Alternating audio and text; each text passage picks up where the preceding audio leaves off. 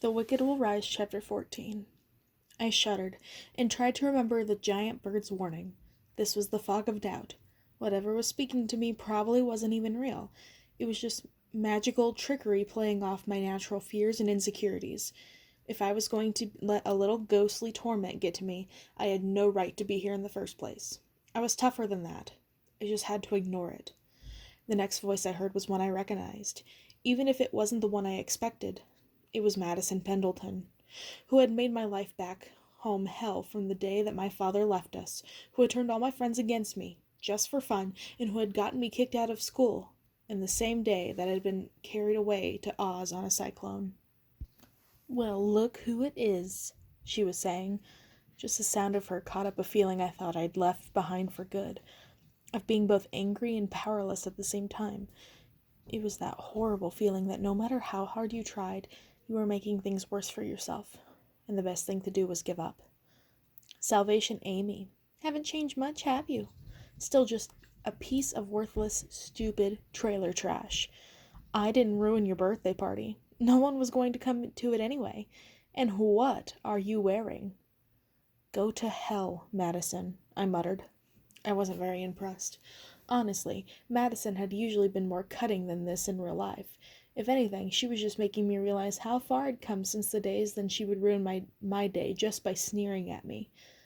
I wasn't that girl anymore. I wasn't a victim anymore. But as soon as I dismissed her, her voice changed seemingly into Knox. "So I hear you have a crush on me, huh? Come on. Look, we kissed, okay? And I hope you don't get the wrong idea. I know you messed up when I see it, and I don't waste my time with it." Another voice chimed in on top of his. It was my mother. "Children are just vampires, sucking the life out of you. If I didn't have you, Amy, I might never have started drinking. You drove me to it. You made your father leave me. You drove me out into that storm. You ruined my life, and then you just left. Did you even think of what you put me through?" And a voice from so long ago that I was surprised at how familiar it was. A man's. "The best thing I ever did was leave," my father said. Unlike the rest of the voices, his didn't sound vindictive or angry. He sounded just like I remembered him, gentle and easygoing. "I'm happy now, you know. I have a new life, a new family. I made things right for myself." "No," I screamed. "You're lying." But I couldn't hear myself because suddenly there were so many voices shouting at me that I was drowned out. So many that I couldn't separate them all. Glinda, Mombi, Lulu, Indigo, all of them reminding me of how I had messed up and worse, of all the things that had been wrong with me from the start. It was like that old show, This Is Your Life, except this version is called This Is Why You Suck. "Shut up," I screamed, dropping Ozma's hands to cover my ears and stopping in my tracks.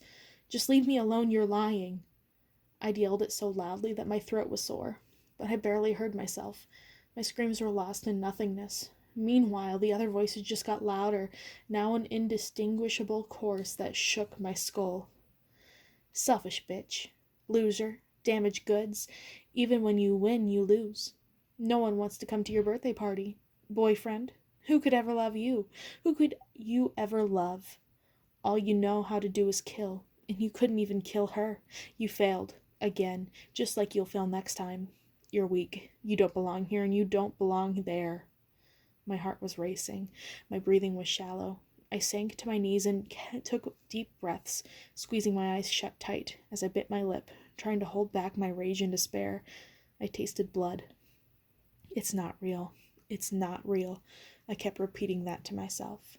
It wasn't, and the voices were wrong. Even if some of the things they were saying might have been true, they were still wrong. Because I don't care what Madison Pendleton thought of me. Because I knew what I had done for my mother, all the sacrifices that I had made for her, all that she had left me, not the other way around. Because my father was no kind of father at all. "Who are you?" Ozma had asked, just before we'd entered the fog. I had ignored the question, but now I knew that she had been trying to help me. It didn't matter what Knox thought of me, or didn't think of me. All that matters is that I knew who I was. And I did. For all the ways I had changed since I'd come to Oz, I was still the same person I'd been in Kansas. Yes, I might have been quiet and shy, the kind of person who did my best to keep my head down just to get through the day. But even then, I'd never let people walk all over me.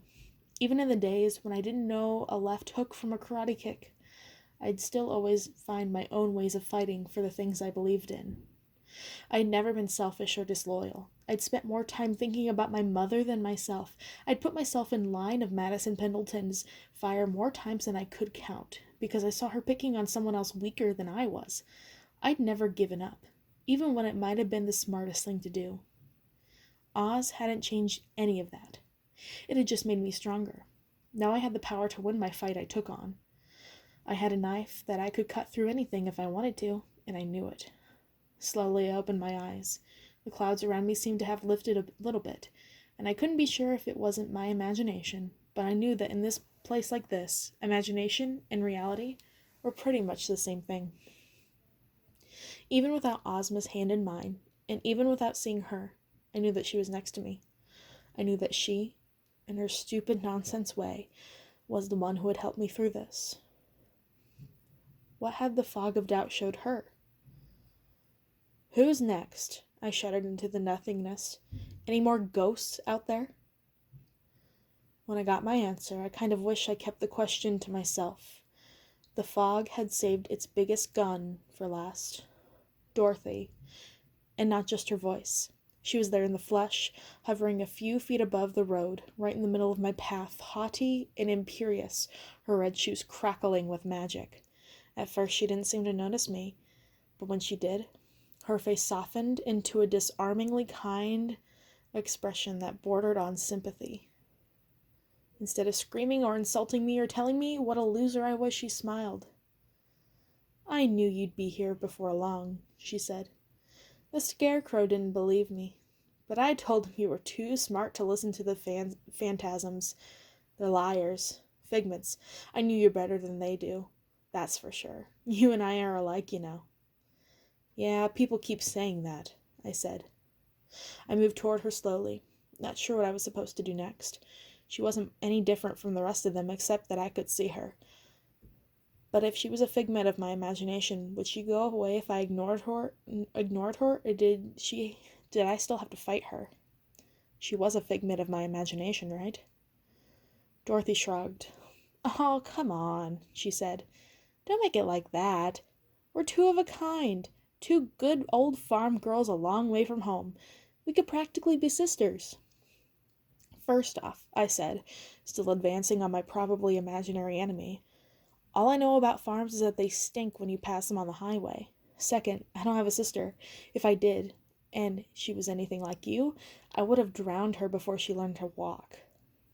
Back home, they call that kind of spirit gumption," she said, curling a beckoning red-nailed fingertip in my direction. "And I like a girl with gumption. I am a girl with gumption, after all. Join me. It's lonely at the top, you know. Plus, ruling this place is a lot of work. Between the two of us, though, we could really turn this dump upside down, make it a place actually worth living in, and have some fun in the meantime." I shot off a fireball, aiming for the center of her chest, and went right through her, just as I'd known it would. But at least it had been enough to annoy her. Dorothy's smile curdled. "Fine," she said sourly. "I didn't really expect anything different. Hoped, maybe. Go ahead, keep on fighting if that's what you want. Like it even makes a difference. If you think you're really doing any good, think again. You're just winging it anyway, aren't you? You have no idea what you're doing unless someone else is telling you to do it. Guess what? None of the witches you let boss you around know shit either. Every brilliant move you make just makes me stronger." "Oh yeah? Maybe we should test that," I said, faking confidence. "You know why? Because you'll never kill me. And the harder you try, the closer you get to becoming just like me. Pretty soon, you'll be knocking on my door, just begging for me to clear off a throne for you. You know I'm right. I can see it in your face." "Claim yourself," the mad girl had said. I suddenly understood. Dorothy and Glenda both thought they had my number. They both thought that I was what Dorothy herself had been, a good little girl from the prairie who hadn't met any of it, who had never dreamed that she would turn out evil, but just needed a little help, a little temptation, a few empty promises to get there. Maybe you're right, I said. Everyone else seems to think so, but there's one important difference between us. What's that? Dorothy said sweetly. I know who I am, I said. I thought I'd said it quietly, but when the words came out, they weren't so quiet at all. They reverberated like I was whispering into a microphone. Dorothy took a step backward. I felt my knife inching to come to me, but I willed it away just to prove a point to myself, that I didn't need it. It was just a knife. It had a few magical bells and whistles, sure, not to mention a really nice hand-carved magrill on its hilt.